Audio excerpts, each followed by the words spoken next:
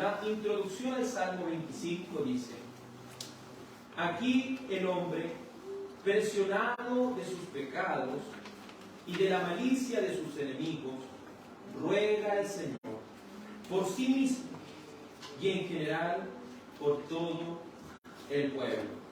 Entonemos este hermoso salmo al Señor. A ti, oh Jehová, mi alma de continuo alzaré. Mi Dios es mi confianza, pongo yo y la pondré. En mi vida no se halló con vergüenza afrentado, y mis enemigos no se hallan de mí alegrado. Muy ciertamente ninguno de los que esperan en ti será jamás confundido, mas muchos serán así, con afrenta y deshonor, finalmente avergonzado. Todo el que se sublevó, los sin causa revelados. Entenderásme tu vía, tus sendas enséñame. Sé que tu verdad mi guía, si en ella instrúyeme, porque es tu Señor, el Dios de la salud mía. En ti, oh mi ayudador, he esperado todo el día. De tus bienes y tus gracias, oh, acuérdate, Señor, y de tus misericordias, que me hayas perpetuas son. De limpia mocedad, olvida tus los pecados. Señor, según tu bondad, jamás serán olvidado. Jehová es bueno y recto, al pecador mostrará el camino verdadero. Jehová también hará, por el juicio caminar, al humilde noche y día, a mansos enseñará su carrera y recta vía. Son de Dios todas las sendas, misericordia y verdad, al que guarda sus palabras y su pacto de bondad. Por tu nombre, Jehová, me perdonarás mi falta, que es grande mi iniquidad ante tu justicia alta. ¿Quién de los hombres ha sido el que a Jehová temerá? Él escogerá el camino que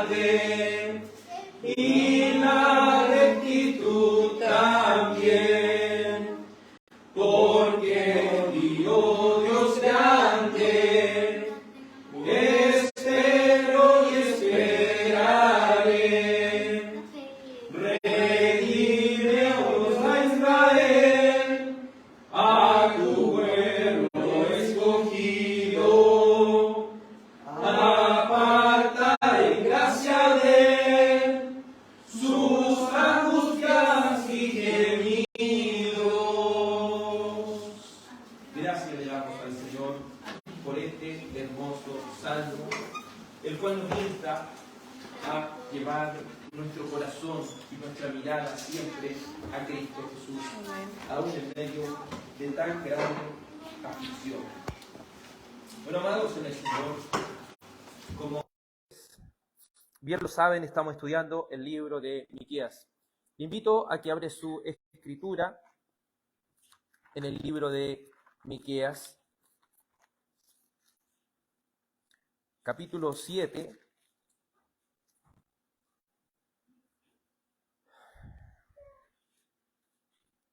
Libro de Miqueas, capítulo 7. Estudiaremos desde el verso 5 al verso 7. Miqueas, capítulo 7, versos 5 al 7, dice así, doy lectura en el nombre de Cristo.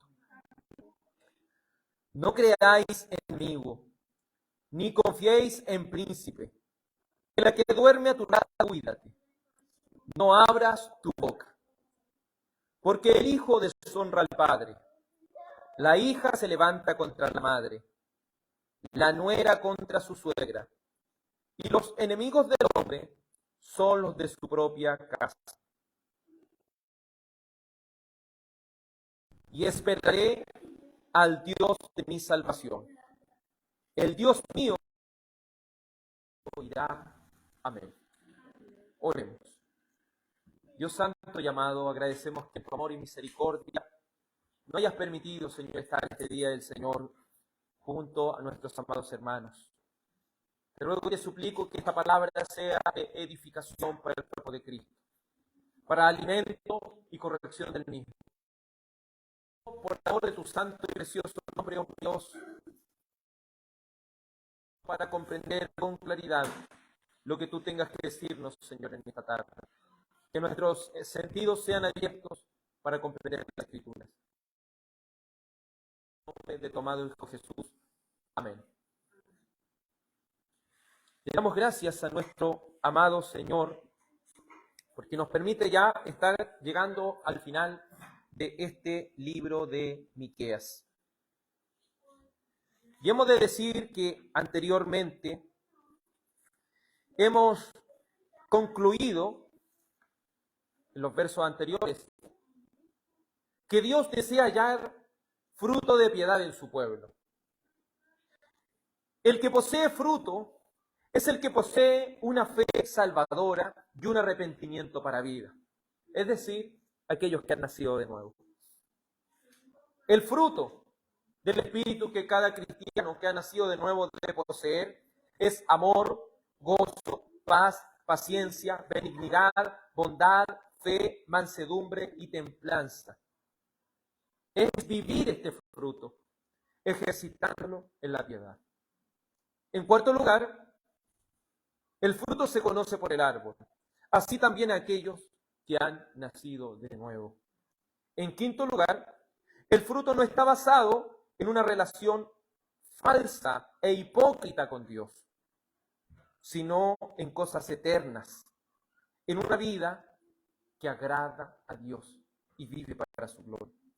En sexto lugar, el juicio viene para los hipócritas, que con fruto de iniquidad son advertidos constantemente por los atalayas y tristemente tendrán que experimentar lo que se conoce como la confusión. En ese contexto entran los siguientes versículos que estudiaremos. Esta predicación tiene por título, ¿está tu mirada puesta en Dios? ¿Está tu mirada puesta en Dios? Vimos la vez pasada, como le dije, la importancia de identificar si hemos nacido de nuevo o no. La importancia de desechar toda hipocresía y llevar fruto del mismo. Pero Dios, a través de este verso 5, nos muestra algún tipo de prueba que existe con el fin de purgar a su pueblo. Es decir, de purificar a su pueblo. Sabemos, amados, que hay una iglesia visible, una iglesia local visible, la cual está compuesta por miembros de la iglesia y también asistentes que aspiran a ser miembros de la iglesia. ¿Y aspiran de qué manera? Identificando si verdaderamente han nacido de nuevo, dando fruto de que sí lo han hecho. Como lo hemos dicho, la literatura apocalíptica, que muchas veces se encuentra en los profetas menores, profetas mayores, en el libro de Apocalipsis, tiene una cosa como fin. Muchos han distorsionado este fin y se focalizan en las cosas futuras y cosas así. Pero más que eso, la literatura apocalíptica viene a entregar calma, descanso, viene a equipar a los creyentes en momentos de aflicción, viene a aconsejarnos que ellos puedan descansar en las promesas de Dios. Pero esta prueba no sería nada de fácil. Lo que ellos debían llevar y experimentar era muy duro. Pues dice el verso 5 y el verso 6, no creáis en amigo, ni confiéis en príncipe, de la que duerme a tu lado, cuida. Porque el hijo de su padre, la hija contra la madre, la nuera contra su suegra, y los enemigos del hombre son los de su casa. Nótese cómo el profeta de manera progresiva va avanzando en las relaciones que el hombre tiene. Relaciones que tiene con sus vecinos, que tiene con sus amigos y luego con sus familiares más íntimos y cercanos. Pero la prueba que ellos debían experimentar era que los enemigos que ellos iban a tener eran personas muy amadas por ellos. Personas que, si alguien no ha nacido de nuevo, por mantener esa relación, iban a estar dispuestos a dejar a Dios. Iban a estar dispuestos a quebrantar el pacto. Sabemos que como seres humanos somos relacionales. Y de una u otra manera las relaciones personales son importantes para la mayoría de nosotros. Pero Dios quiere que la relación más importante que usted y yo, como discípulos y creyentes de Cristo, tengamos, es una relación profunda e íntima con Él. Porque es con Dios a quien debemos amar por encima de todas las cosas. Es a Dios a quien debemos considerar por encima de todo. Si hay algo que vamos viendo aquí, es que esta prueba, como le dije anteriormente, sería difícil. Y si hay algo que arroja más luz sobre estos versos, que sin lugar a dudas fueron dichos también por el Señor Jesucristo,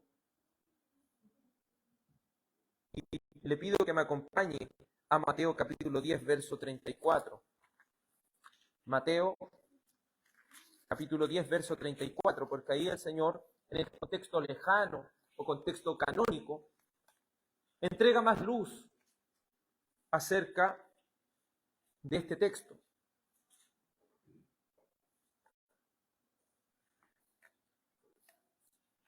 Si hay algo que nos ayudan los contextos lejanos o contextos canónicos, es decir, de libros de la Biblia, y aquí quiero hacer un paréntesis porque estamos estudiando esto con los hermanos de interpretación bíblica.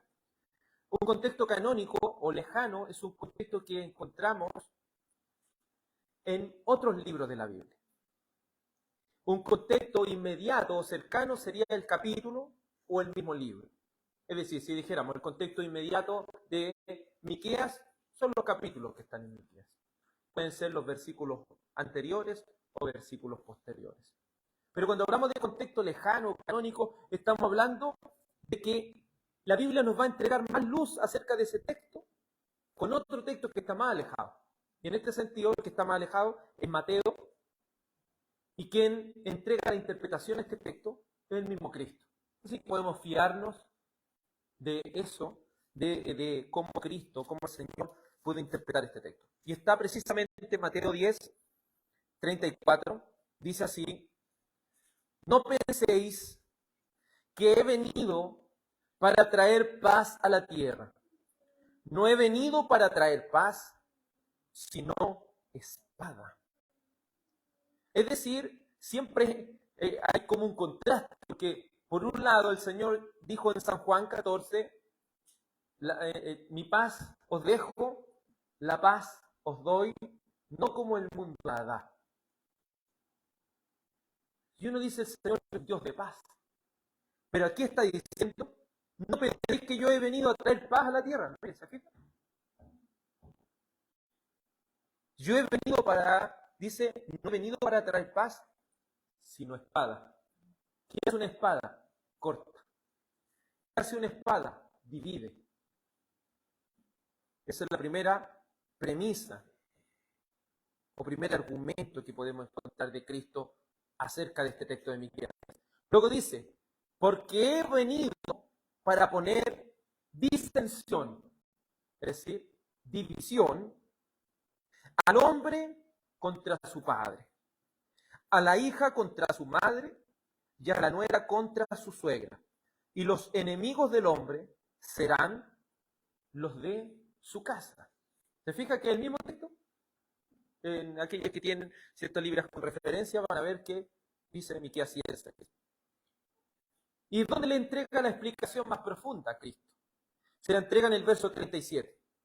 El que ama a padre o madre más que a mí, no es digno de mí. El que ama a hijo o a hija más que a mí, no es digno de mí. Y el que no toma su cruz y sigue en pos de mí, no es digno de mí. El que haya su vida la perderá. Y el que pierde su vida por causa de mí, la hallará. Entonces, ¿qué explicación le está diciendo aquí el Señor Jesucristo? ¿O qué explicación está hablando de Miqueas, capítulo 7, versículo 6? Están preparando, en primer lugar, ¿cierto? Lo vemos en el contexto inmediato que están viviendo los israelitas, de los cuales, ¿cierto?, Miqueas está predicando. Le está Dios anticipando a ellos de que las luchas que ellos tenían en el tiempo presente iban a ser más grandes más adelante. Pero en palabras simples, su mirada debía estar puesta en Dios. Porque si su mirada iba a estar puesta en los hombres y en las relaciones personales, iban a ser defraudados. A veces creemos que la idolatría es solamente hacer una imagen y servirle. Pero no sabemos que a veces un amor por una persona amada, valga la redundancia, por una persona cercana, puede transformarse en una idolatría.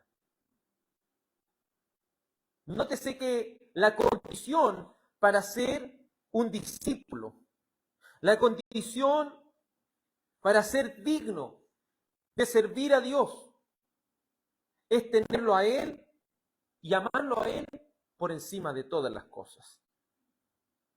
Pero hay una cosa, que no solo debe estar dispuesto a seguirlo, sino que debe estar dispuesto a sufrir por Él. Porque ¿qué debe tomar aquella persona? La cruz. Aquí no está hablando de lo que anteriormente estábamos viendo en el Salmo. Aquí está hablando de sufrir por causa del Evangelio. Sufrir por causa de la palabra de Dios. Y cuando Dios purga a su pueblo, cuando Dios purifica a su pueblo, se hace notar la diferencia entre el que sirve a Dios y el que no lo hace. Cuando en una familia que sirve unida a Dios, visiblemente, viene este tipo de prueba, es donde se separan las aguas. Porque todos podemos decir, como conversábamos con un hermano de Idahue, todos podemos decir que creemos en Dios, Pero una cosa es creer en Dios o en su existencia, y otra cosa muy diferente es creerle a Dios. Y es ahí donde va a marcar esta diferencia. Es ahí donde el Señor Jesucristo dice, yo no he venido a traer paz. En ese sentido, yo no he venido a traer paz. Yo no he venido a traer unidad entre el que sirve a Dios y el que no lo hace. Yo no he venido a traer unidad para que el pueblo de Dios se inmiscuya con los que aborrecen el santo nombre de Dios. Porque Dios tampoco tiene parte con los hipócritas. Y Dios no desea que un discípulo de Cristo ponga su mirada y haga de ídolos a los amores que tienen naturalmente en su vida diaria. También la palabra de Dios en otro lugar dice, el que no aborrece a su padre o a su madre, a su hijo, a su esposo, a su esposa, no puede ser mi discípulo. Sabemos que Dios con esto no está diciendo odia a tu familia que no es cristiana, no está diciendo eso.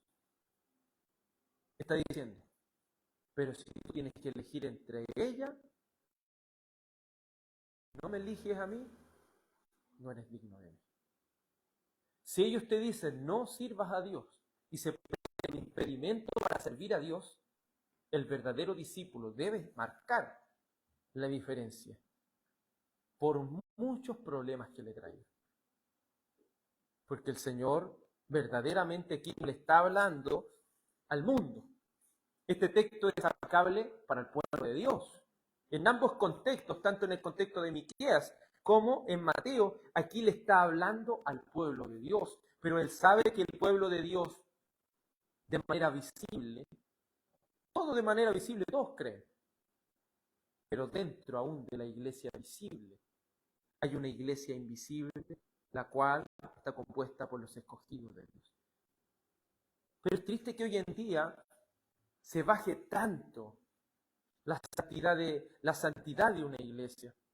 Se baje tanto el nivel de las cosas que hoy en día en una iglesia a veces no se hace diferencia entre el que sirve a Dios verdaderamente y en aquellos que están ahí por estar.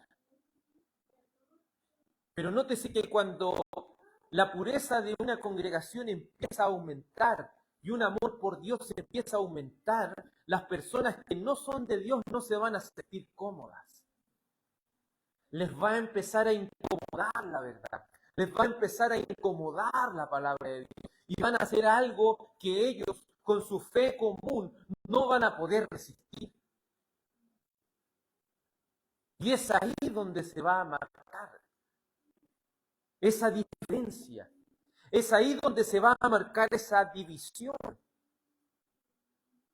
Los enemigos no van a ser los romanos, en otras palabras le está diciendo en este contexto. Los enemigos de ustedes no van a ser los romanos. En el contexto de Miqueas está diciendo, sus enemigos no van a ser ni los babilónicos ni los asirios. Ten cuidado, porque tus enemigos son los que están más cerca de ti muchas veces. Tus enemigos van a ser incluso las personas que más amas. Esto es como que a nosotros nos va a separar las antenitas, como decía. ¿Por dónde podemos ser atacados? Para que dejemos de poner nuestra mirada en Cristo. Cantábamos, pon tu mirada en Cristo. ¿Dónde está puesta nuestra mirada? Mateo 10:39 marca estos puntos. No ha venido a traer paz, sino que ha venido a traer división, conflicto. En segundo lugar, los enemigos serían las personas más cercanas a él, incluso sus familiares. En tercer lugar, Jesús debe estar por encima de todo. En cuarto lugar, se debe tomar la cruz, se debe seguirle, se debe estar dispuesto a sufrir. Se debe estar dispuesto a perder la vida por causa de él para poder hallar la verdadera vida eterna. Y la vida que uno lleva muchas veces es una vida de comodidad. Me refiero a tener relaciones personales donde uno no ofenda a nadie, donde uno quiera llevarle la mira en todas las cosas a las personas, es lo más fácil que podemos hacer. Pero ¿quiere eso el Señor de nosotros? ¿Quiere eso el Señor de nosotros? El tema no está en amarlos. El tema está en preferirlos más que a Dios. ¿Se fija? Porque aquí no dice, el que ama a su padre, no dice, el que ama a su padre más que a mí. Más que a mí. Nuestro amor por Dios, y no digo un amor sentimental, el amor por la verdad de Dios, está por encima de toda relación familiar. El amor por la verdad de la palabra de Dios está por encima de todo lo que amamos. Y eso, sin lugar a dudas, va a traer algún tipo de aflicción. Cuando la Escritura quiere hacernos notar algo importante, lo recalca una y otra vez. No solo Mateo lo pudo recalcar, sino para Lucas también fue importante recalcar esta situación. Y le invito a que pueda abrir su Escritura en Lucas 12, 49. Lucas 12, 49. Lucas capítulo 12, verso 49.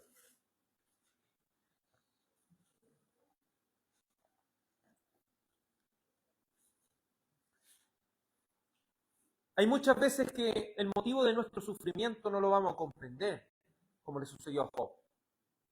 Pero hay otras veces que hay una clara evidencia de por qué va a haber nuestro sufrimiento. Este es el caso de la prueba. Muchas veces nombrado como el fuego de prueba. Y dice la palabra del Señor en Lucas 12, 49. Lucas 12, 49. Fuego vine a echar a la tierra. ¿Y qué quiero si ya se ha encendido? ¿Cuál es una de las características del fuego?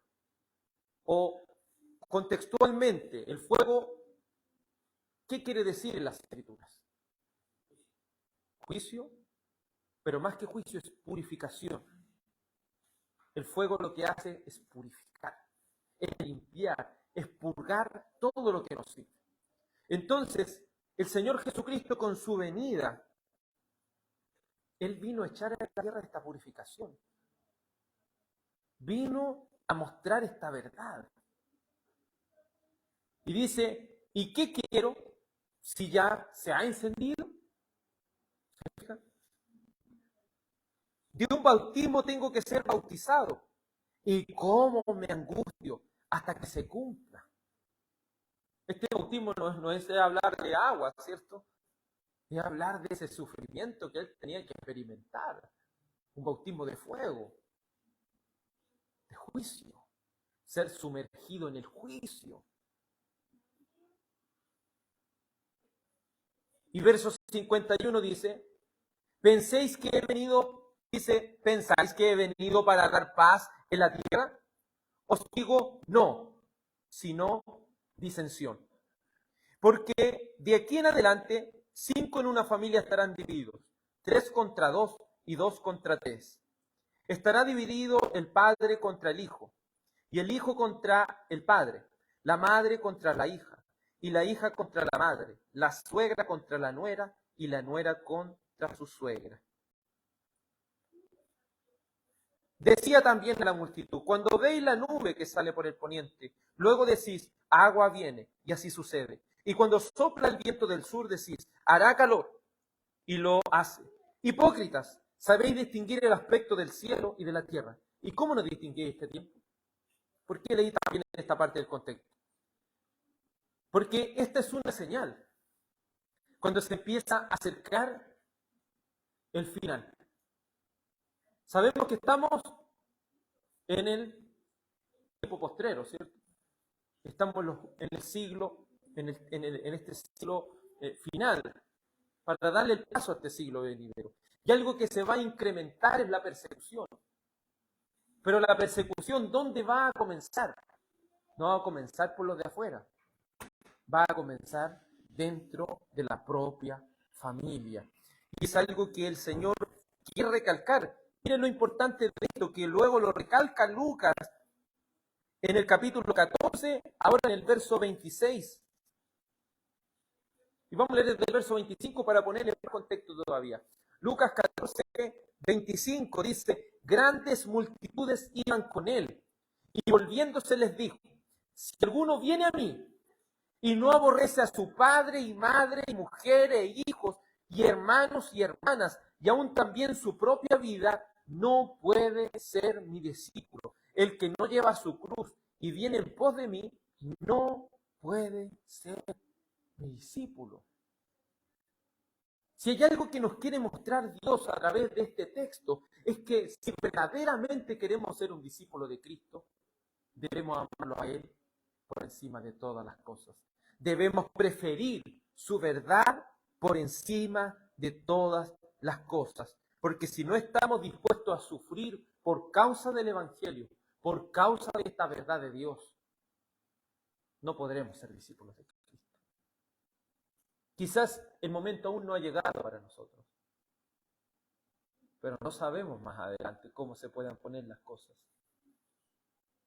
Pero no nos sorprendamos si hemos de ser pulidos por Dios, aún dentro de las personas que más amamos terrenalmente. Debemos considerar que los profetas menores, ellos participan de lo que se conoce como la literatura apocalíptica, la cual tiene el fin de preparar y consolar a los creyentes. En este sentido, cuando Jesucristo el Señor entrega más luz a estos versos, nos muestra que el tiempo que iban a vivir el pueblo de Dios era un tiempo en los cuales sus discípulos verdaderos o su pueblo verdadero sería puesto a prueba con los que más aman terrenalmente. En segundo lugar, habría una división familiar, los que son discípulos de los que no lo son. En tercer lugar, los que no son se transformarán o serán usados como instrumentos de prueba para purgar, purificar, hacer una clara distinción del verdadero cuerpo de creyentes. En cuarto lugar, llevar la cruz del sufrimiento, amando a Dios por sobre todo. ¿Cómo nos sentiríamos, amados, si nuestra propia familia se interpusiera en nuestro servicio a Dios? ¿Cómo nos sentiríamos de recibir palabrotas una y otra vez, aún de nuestra propia familia, por amor de la verdad de Dios? ¿Cómo experimentaremos ese dolor? Porque quizás cuando otras personas dicen algo de nosotros no nos importa, pero cuando es nuestra propia familia quien viene contra nosotros, sin lugar a dudas, es doloroso. Debemos hacernos la primera pregunta. ¿Amamos a Dios sacrificialmente por encima de lo que más amamos terrenalmente? ¿Es Dios nuestro más profundo amor? Si hay algo que ames más que a Dios, el fuego de prueba lo va a declarar. Es decir, cuando venga ese momento de prueba, es ahí donde verdaderamente se va a hacer la diferencia entre el que sirve a Dios y el que no lo hace. Si sales vencedor de esta prueba, es una clara evidencia de que eres un discípulo genuino de Cristo. Si no, tu amor por Él no es más que un fruto común o silvestre de alguien que no ha sido regenerado. Porque muchas personas pueden acercarse, como era con Cristo, multitudes se acercaban a Él. Pero Él se vuelve y les dice, el que ama más a padre, madre, hijo, hija, más que a mí, no es digno de ser mi discípulo.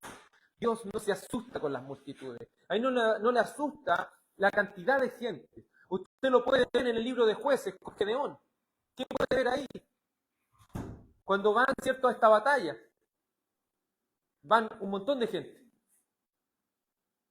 Pero no es por el montón de gente. Fueron al final 300 personas. Para aquí, para Dios mostrar que no es la cantidad de personas las que impactan su reino, sino que Dios esté con ellos. Y para que Dios esté con un grupo de personas, no le pueden asustar las cantidades de personas. No puede asustarle que las personas se vayan a ir por predicar esa verdad. Él no anda en busca de multitudes. Él quiere hacer una clara distinción entre el que sirve a Dios y no lo hace. ¿Cómo está siendo nuestro servicio a Dios? ¿Está llevando fruto nuestro servicio a Dios? Vamos al libro de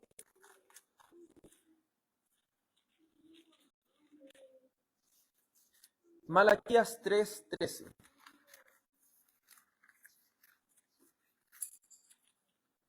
Malaquías 3, verso 13.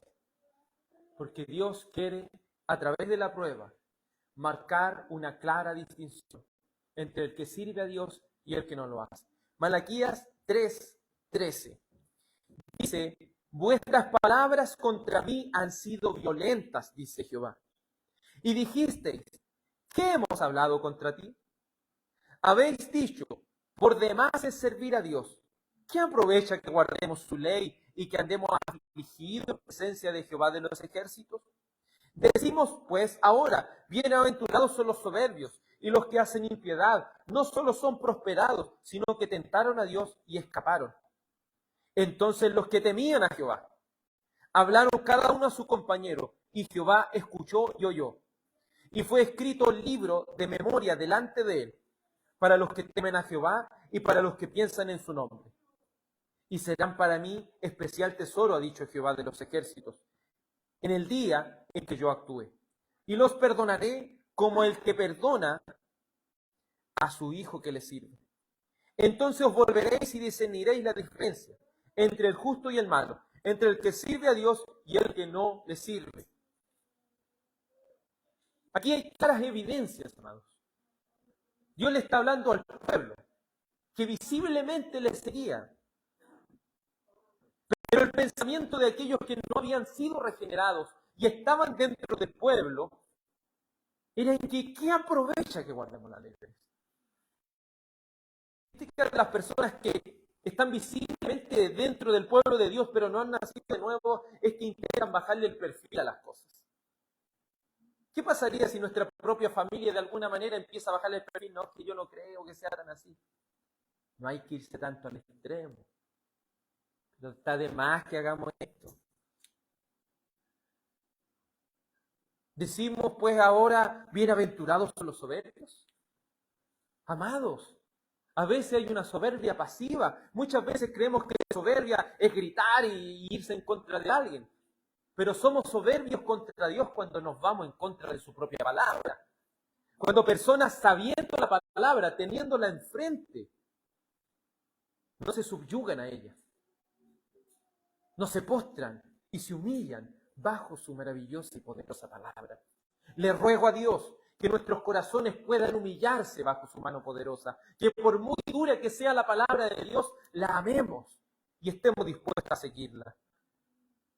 Pero estas personas querían recibir los beneficios de Dios, persistiendo en soberbia, persistiendo en impiedad, tentando a Dios y creyendo que iban a escapar de él.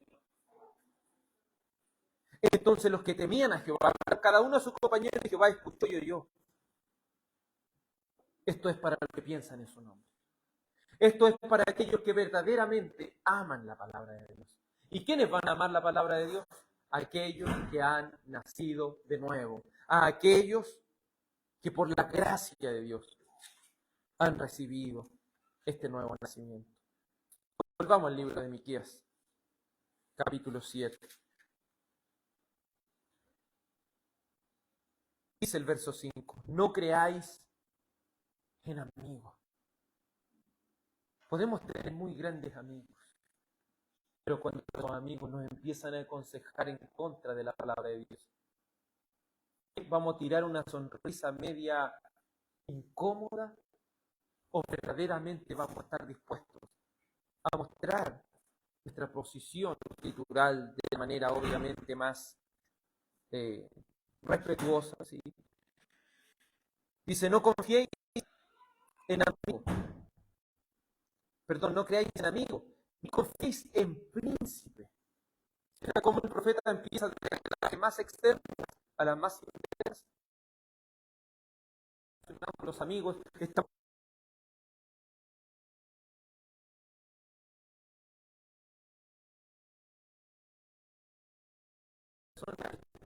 superiores a ti. Pero estaremos dispuestos a llevarle el amén en todas las cosas. Estaremos dispuestos a ir en contra de la palabra para seguir y no ofenderles. De quien tiene la verdad es que nos arrastra a hacer lo que va en contra de la palabra de Dios. Hay alguien a quien amamos que nos está arrastrando a ir en contra de la verdad de Dios, a ir en contra de sus mandatos. Luego sigue diciendo la palabra del Señor: de la que duerme a tu lado, cuida, no abras tu boca. Es decir, estos cristianos deben estar preparados. Estos cristianos deben estar preparados aún con las personas que están más cercanas.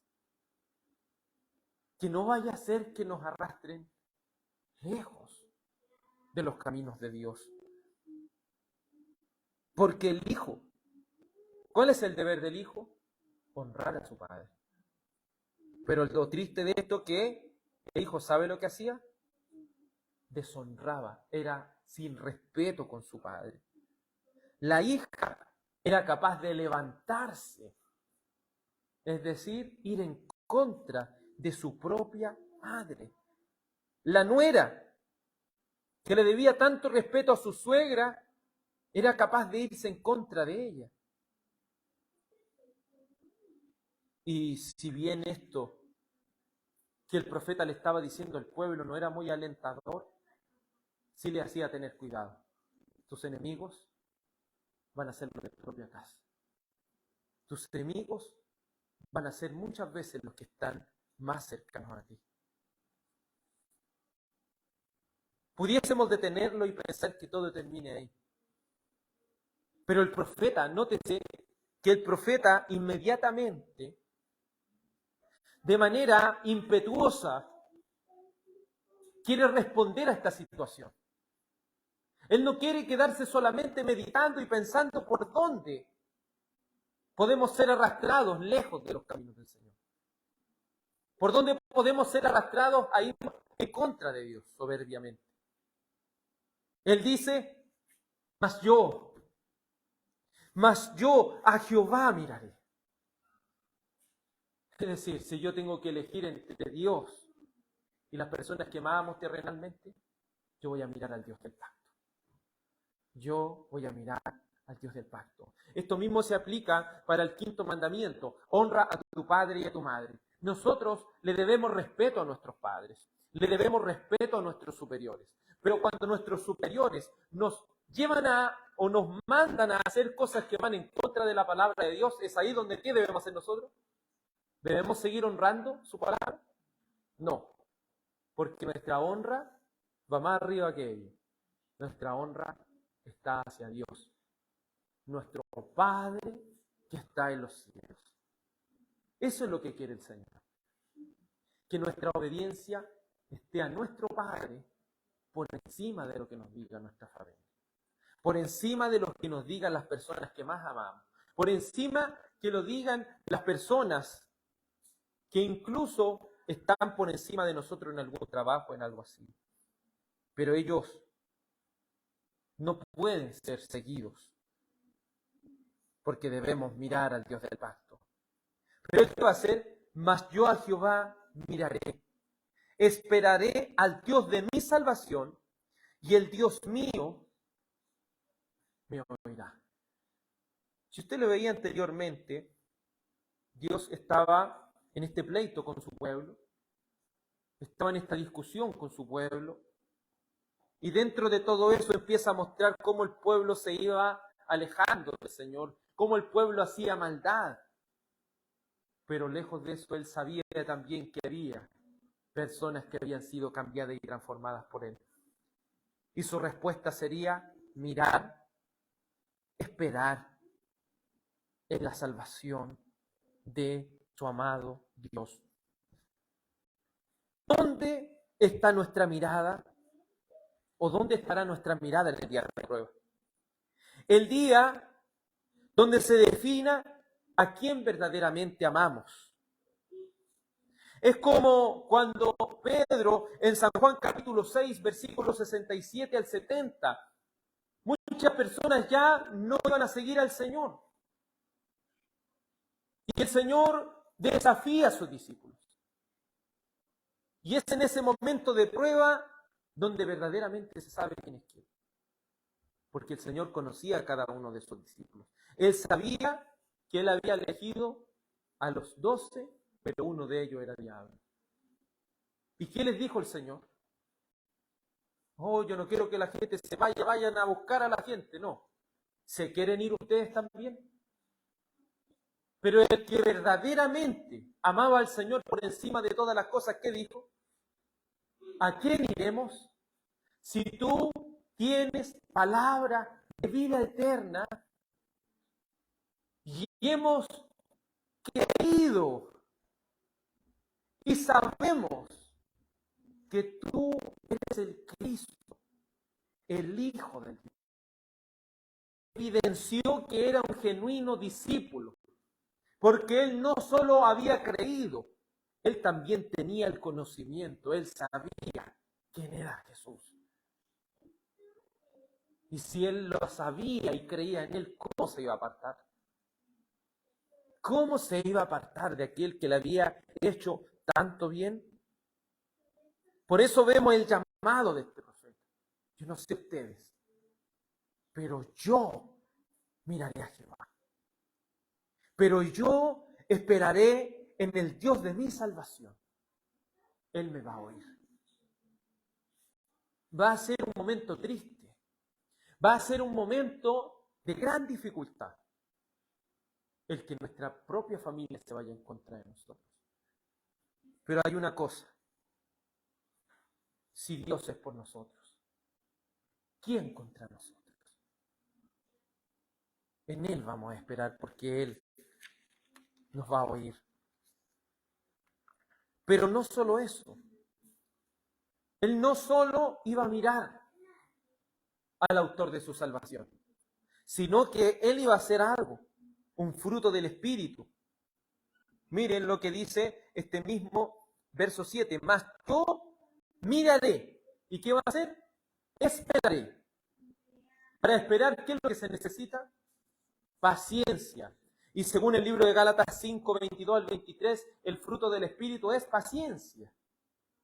Es decir, lo que va a producir esta prueba, esta purga, lo que va a producir este fuego de prueba, va a pulir el fruto del Espíritu que Dios ya había puesto en aquellos verdaderos creyentes. Y los va a pulir en la paciencia. Porque cuando viniera esta prueba, aquellos iban a salir fortalecidos. Como el Salmo 40, versículo 1 dice, pacientemente esperé a Jehová y Él oyó mi clamor. O como dice el Salmo 46, versículo 2, por tanto no temeremos, aunque la tierra sea removida. Como cuando dijo Job en el capítulo 13, versículo 15, aunque Él me matare, en Él esperaré. En este momento de tanta angustia, la cual nos tocará experimentar en algún momento, en ese momento donde la división venga, ¿a quién recurriremos? ¿Tendremos la paciencia suficiente para soportar ese sufrimiento por causa del Evangelio? Pero si verdaderamente somos cristianos y hemos nacido de nuevo, la paciencia en sufrimiento apunta a aquella visión escatológica que nos hace descansar en la salvación segura y futura. Porque todo hijo de Dios que se halla en angustia y en desolación, en dificultad y adversidad, entiende una cosa, que Dios va a oír su clamor y que Dios está en control de su sufrimiento. ¿Están tus ojos en Dios? ¿Están nuestros ojos puestos en Dios por encima de todas las cosas? Espera en Él, aunque tus enemigos sean aquellos que más amas. Espera en Dios, aunque tus enemigos sean aquellas personas que más amas terrenalmente. En conclusión, seremos probados aún con aquello que más amamos y confiamos terrenalmente. Segundo, los verdaderos discípulos están dispuestos a sufrir por amor de la gloria de Dios y para mostrar sacrificialmente que Él está por encima de todo. En tercer lugar, el amor y la paciencia es un fruto que solo está en aquellos que han nacido de nuevo. En cuarto lugar, la paciencia apunta a una visión escatológica que nos hace descansar en las promesas futuras de Dios hacia nosotros. Y en quinto lugar, debemos fijar nuestros ojos en Dios y esperar en Él y solamente en Él. Amén. Le voy a rogar a mi hermano Ángel que pueda dirigir una oración acerca de esta palabra que hemos anunciado, que la podamos meditar, que podamos mostrar ese amor sacrificial a Dios por encima de las cosas, que podamos esperar pacientemente cuando tengamos que definir entre aquello que más amamos en la tierra o a Dios, el cual debe ser amado por encima de todas las cosas. Por favor, hermano. Dios, damos gracias, Señor, por esta palabra, Señor. Una oración en el día de hoy. Gracias, Señor, por la enseñanza que tú has mostrado, Padre bendito Dios, que tú eres por sobre todas las cosas, por sobre la familia, por sobre los amigos, por sobre los hijos, por sobre todos. Tenemos que considerar siempre, Señor, que tú eres el que está por sobre todo, que está a la cabeza, Señor, de todos nosotros, Padre bendito Dios. Y a ti tenemos que adorarte, a ti tenemos que amarte, Padre bendito Dios. Tú nos has enseñado, sí, a honrar a la familia, a nuestros padres, amarlos, pero tenemos que entender, Padre bendito Dios, que tú estás primero. Y eso te damos gracias, Señor, porque tú nos enseñas cada día, Señor. Tú nos ayudas, Señor, a poder comprender aún más, Señor, tu palabra, lo que tú quieres, lo que tú quieres que nosotros entendamos, Padre Santo. Por eso te damos las gracias, Padre bendito Dios, por esta palabra y que podamos, Señor, ir cultivando cada día, Señor, nuestros frutos, Padre bendito Dios, ir trabajando con nuestros frutos, Padre amado Dios, irlo sacando adelante, Padre amado Dios, para tu gloria, no para la gloria del hombre, ni para nuestra gloria, ni para nuestra conveniencia, sino que para tu gloria. Todo lo que hagamos, Señor, lo va a hacer usted, Padre bendito Dios, porque usted se merece todo. Para usted toda la honra, la gloria y la alabanza.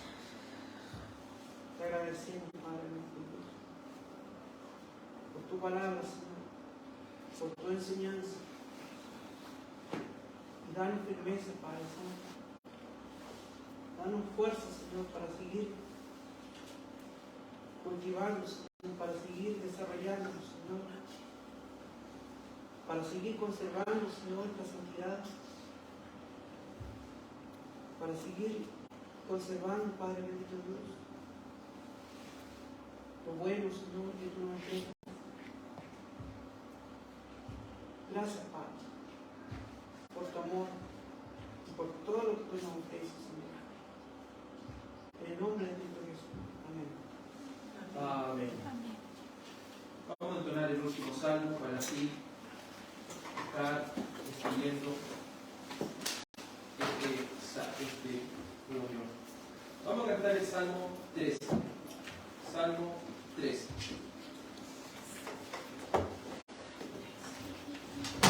Vamos a cantar el Salmo 13, que está en la página 26.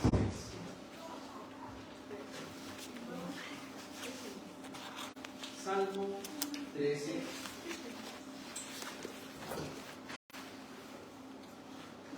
Y la introducción al Salmo 13 dice así: tras algunas batallas perdidas, él se lamenta de que Dios tarde en socorrerlo. Después le pide que le dé el gozo de obtener la victoria. Cantemos este hermoso salmo al Señor.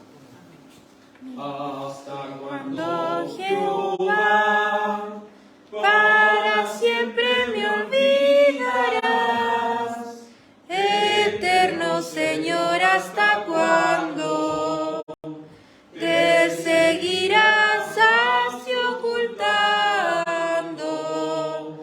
Tu rostro oculto me será. ¿Hasta cuando en mi alma pondré consejos y ansiado veré? Cada día muchas tristezas y mi enemigo con vileza sobre mi alzado va a ser. Me responde Jehová mi Dios, envía tu luz con fulgor y alumbra con ella mis ojos. No sea que al tenerte lejos duerma la muerte así yo. No sea que a mi adverso rival diga así al ver mi mal, lo vencí se alegraría. Si ven que me llega el día, cuando resbalo al final, mas yo en tu clemencia confié, en tu salvación que veré, mi corazón se habrá alegrado. Cantaré al Señor exaltado, porque me hizo gran bien. Gracias le damos a nuestro amado Dios, que nos ha hecho gran bien. Oremos. Dios santo y verdadero, agradecemos que en tu gracia y misericordia nos hayas permitido estar junto a nuestros amados hermanos en este día del Señor. Agradecemos, Señor, por la vida de cada uno de ellos, para que cada uno de nosotros, Dios santo, pueda honrarte y glorificar tu nombre. Permita, Dios, que podamos cada uno de nosotros llevar a la meditación de esta porción de la Escritura de este día del Señor. Que podamos analizar si es Dios a quien amamos, más por encima de todas las cosas.